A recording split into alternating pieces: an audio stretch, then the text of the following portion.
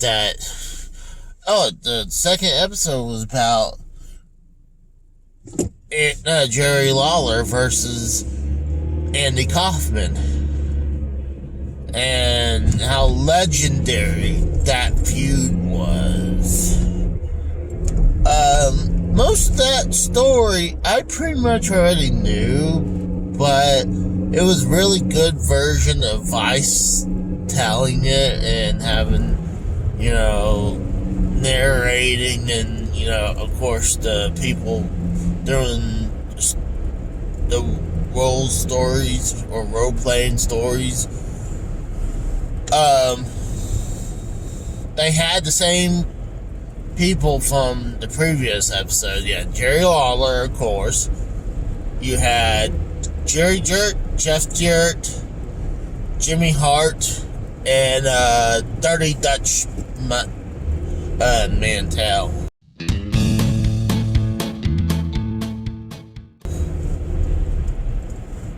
So, it was a good episode. I mean, they gave you a little bit of Andy Kaufman's background. Of course, he's a comedian, well known for Taxi.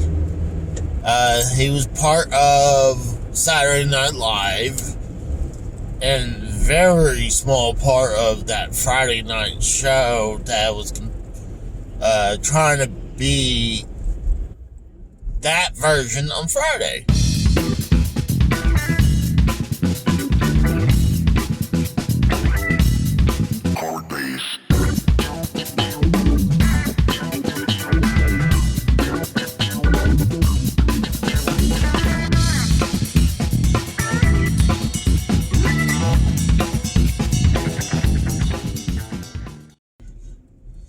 So,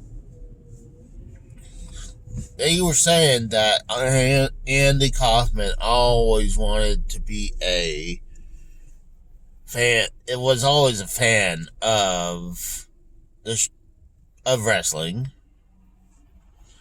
and yeah, he was a huge fan of wrestling, and he always wanted to be a heel wrestling.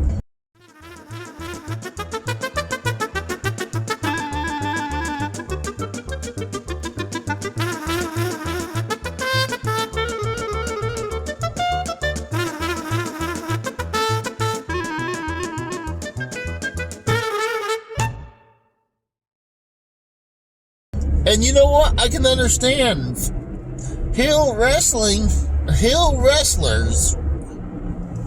are the best, if you ask me. I mean, that's why Hollywood, Hulk Hogan, and, even the anti-hero Stone Cold appeals to me.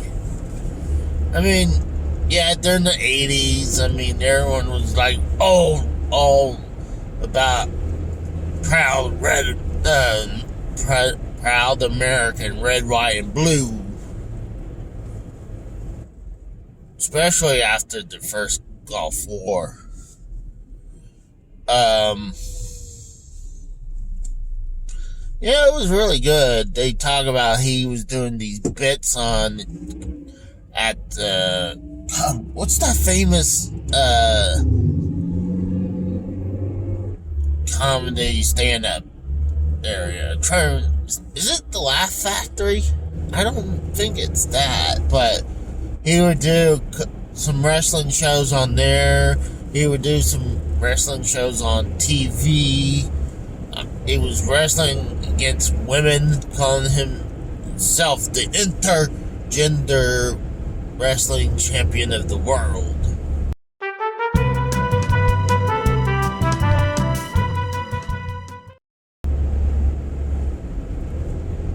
And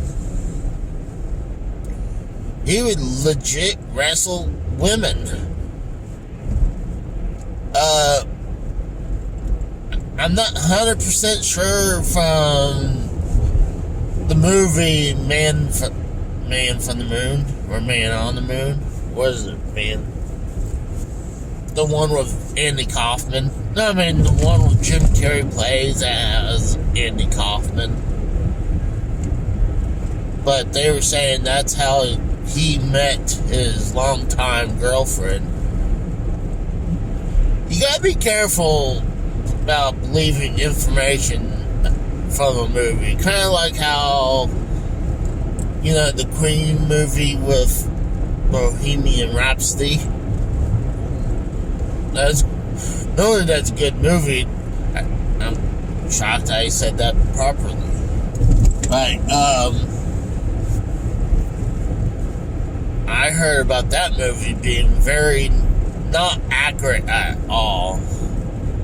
So you can't take a movie's information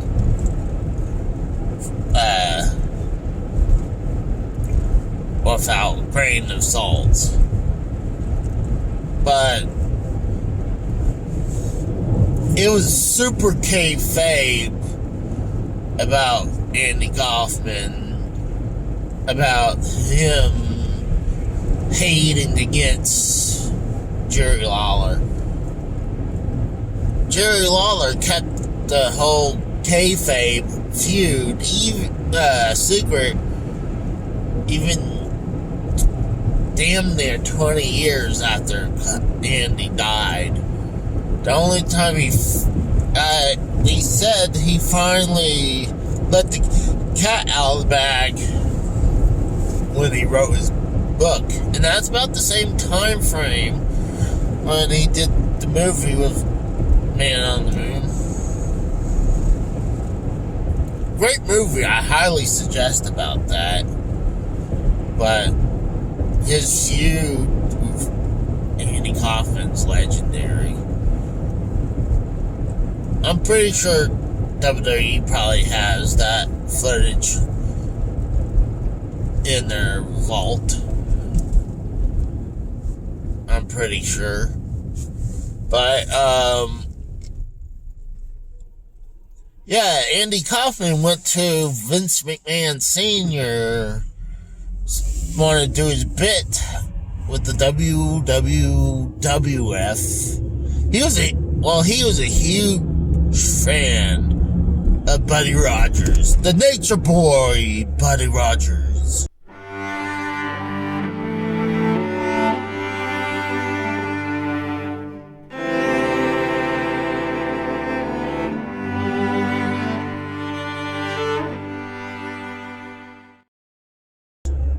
And I guarantee you, he would probably be a big fan of the Nature Boy, Ric Flair.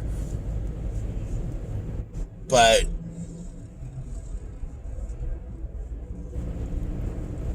if he was still alive long enough, I mean, he was alive long enough to know who Ric Flair is, but you can't tell if you knew who he is, but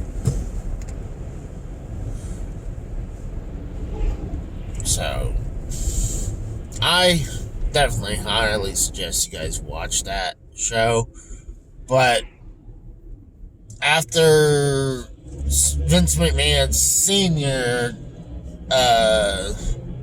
Pretty much said no to him, he appreciated him asking him, but Vince Sr.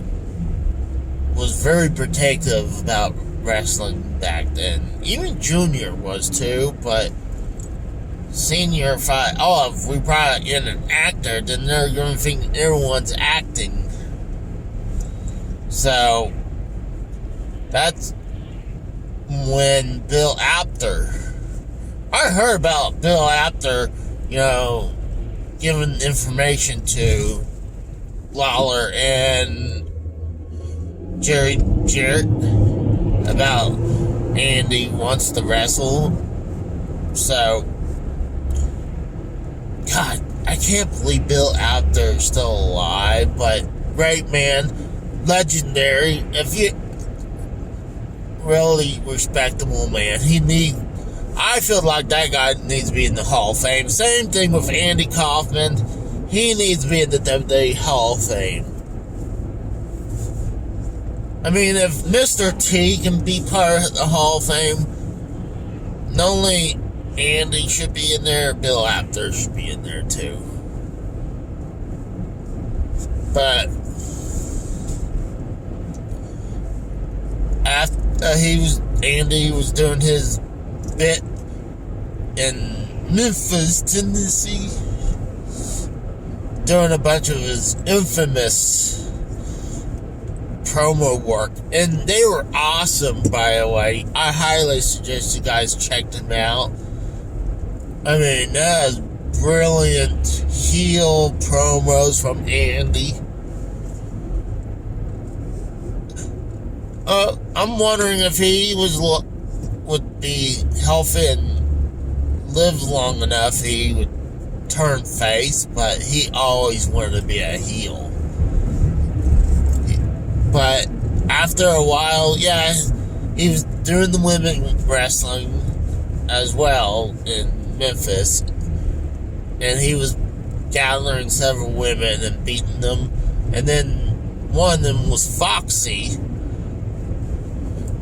the one woman that damn near beat him a couple times, but damn near almost beat him. But after that, he started doing the feud with Jerry Lawler, and apparently there's a match or two with, there was a handicap match between Jerry Lawler and Jimmy Hart versus Jerry Lawler, and Andy would screw Jimmy Hart a few times. They were supposed to charge against Jerry, and Andy would hold back a couple times. Jimmy Hart retaliated the same thing to him eventually, but they have some promo shots of Andy when he started having that cough from when he was diagnosed of lung cancer. And no, you don't have to be smoking to have lung cancer. Cancer be anywhere in your body, and it sucked for him to catch lung cancer for him not smoking, you know. So I don't know if I know he was into meditating, and I guess it probably was true where he tried to go to some doctor in the Philippines where, you know, they're doing those fake I hate to say that, but those fake healing where they bring people. The only reason some people will feel better, that like it's the placebo effect. So it's sad when people has to resort to that. But gosh, imagine if Kaufman done that on the WWF. It would probably been awesome still, but I don't know if it would have been as great as it was. I mean, shoot, even the whole thing with Jerry Lawler and Andy Kaufman being on the Letterman show, that was legendary too.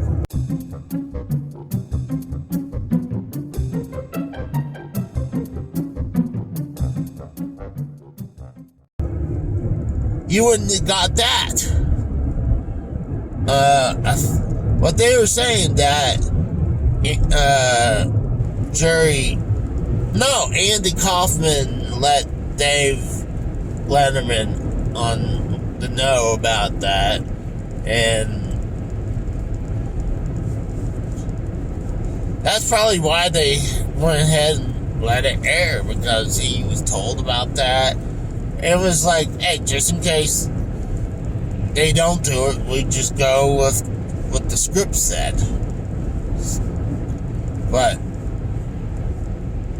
it was great for them to do a piece that's not all dark.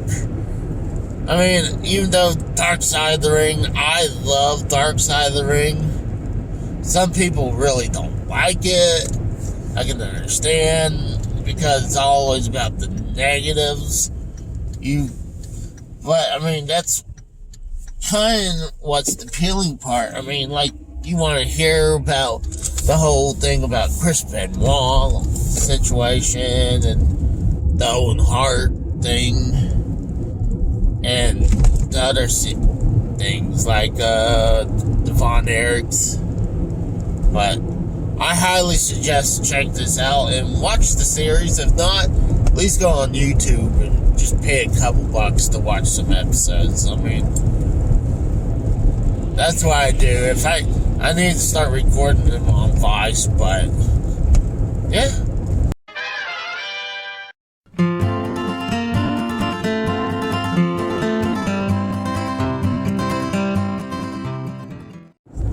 Alright, guys, before I take off, I want to talk about Jerry the King Lawler's experience on Man in the Moon, especially with Jim Carrey.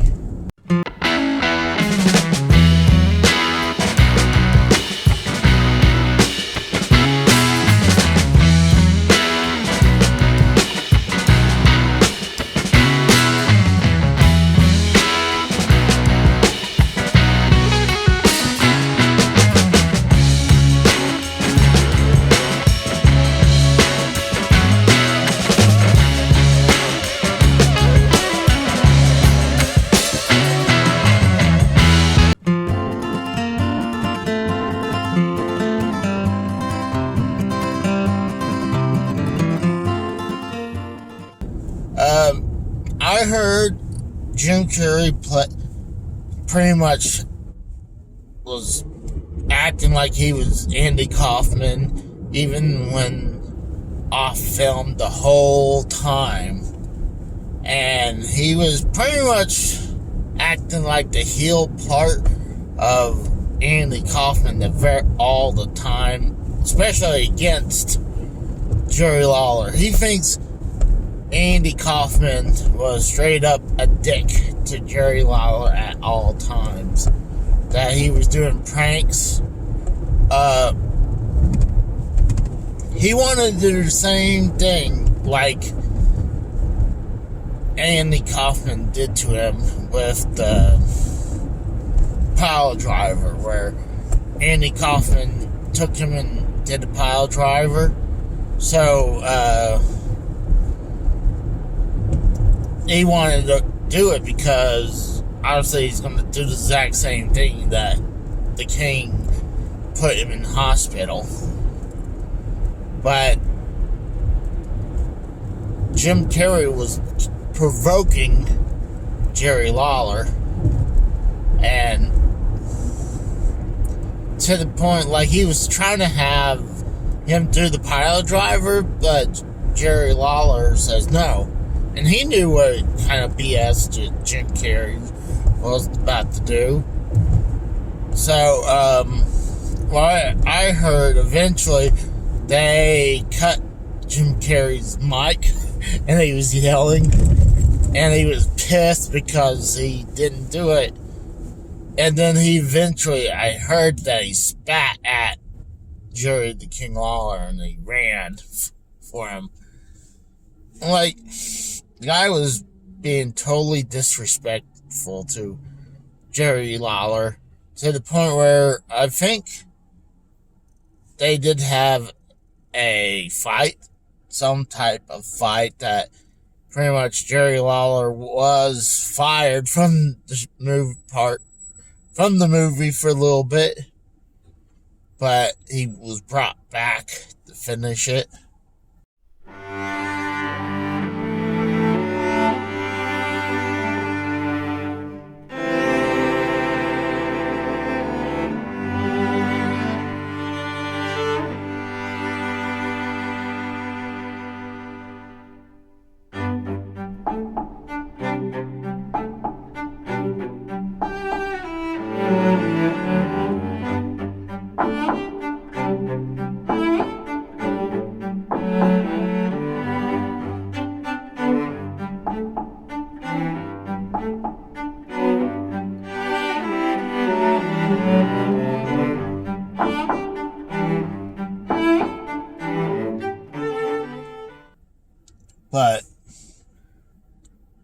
Jim Carrey was a nutbag during that whole time, and you can confirm not only this from Jerry Lawler himself. You can go watch, was it Andy and Me or Andy and Jim or something like that, as the Netflix video with Jim Carrey talking about his experience on Man in the Moon. I think he was a nutbag at that time. I think he probably obviously worshipped Andy Kaufman. And that's probably why some of his stand-up was kind of like that, because of Andy Kaufman. But Andy Kaufman was never disrespectful to Jerry Lawler. He was always respectful to people in the back. That's all I always heard. I mean, yeah, he wanted to play as a heel wrestler, and I can see why it's fun to do that. I mean, you get all your frustration out, and you can play as the heel. So, and it seems fun too.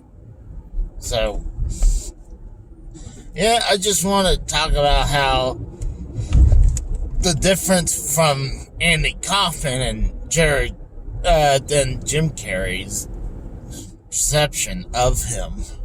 He thinks, well, here's the thing, the Kaufman family pretty much, didn't give them no heads up. I mean, Andy never gave his parents heads up about the whole thing was faked. So they hated Jerry the King Lawler for years, until they found out the whole thing was obviously faked. And Andy Kaufman knew the whole thing was fake at the time. At that time frame, people was not sure about wrestling, if it was real or not. I think it was somewhere in the mid-'80s. They were starting to learn that's entertainment. Especially when Vince McMahon Jr. took over. So, now it's obvious that I'm pretty sure everyone knows it's entertainment. It's still athletic. I'm not gonna say it's not athletic, because it really is athletic still. When you could do all those moves and do it without hurting people, or if you're good, let's say doing moonsaults and all types of moves, high flying moves, without hurting someone and hurting yourself, you're athletic. So, yeah, so that's pretty much it. I just wanted to bring up that part before I wrap this up, so I'll talk to you guys later. See you.